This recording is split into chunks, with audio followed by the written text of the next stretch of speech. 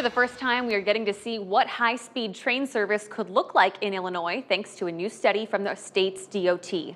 EarthCam is giving us this live look at downtown Chicago, which could become a much faster trip from the Quad Cities if a high-speed railway connects them.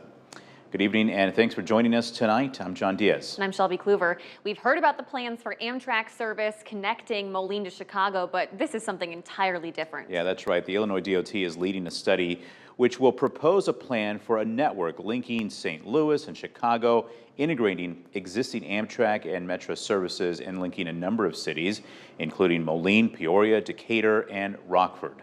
Drew Coffey is live at Center Station in Moline, where rail service between St. Louis and Chicago could make a stop. All right, Drew, you've been speaking with one of the study's commissioners, so what are they hoping to learn from this new survey?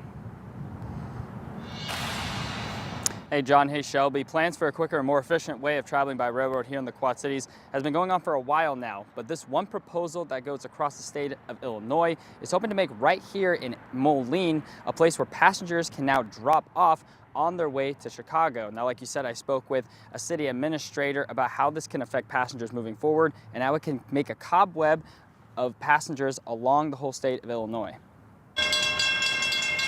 A familiar sound for Illinois residents, but a decade-long project to bring a high-speed rail service to Moline continues to chug along. We're ready. I think we've been ready for a long time. City Administrator Bob Vitas says IDOT released a study to inform the public on travel times and features this passenger rail would bring, while also asking residents their willingness to come aboard. Without that input, I mean, you're planning in a vacuum. So really, you're really trying to find out what the potential ridership is. This specific passenger rail would bring you from St. Louis to Chicago at up to 220 miles per hour, but it also plans to have drop-off spots in Moline, Peoria, Decatur, and Rockford. That you can get on a train in Moline, go to downtown Chicago, hop on a Metro train, and go to Evanston or Winnetka or up to Crystal Lake.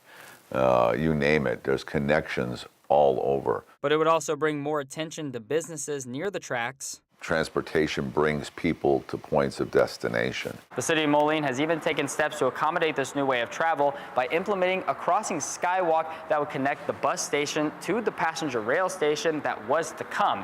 But after years of the project not being completed, the skywalk continues to be locked. Vitas says he plans for the project to stay on track and give people more options to travel around Illinois. Patience. I've been in government a long time. Patience. And everything eventually does get done.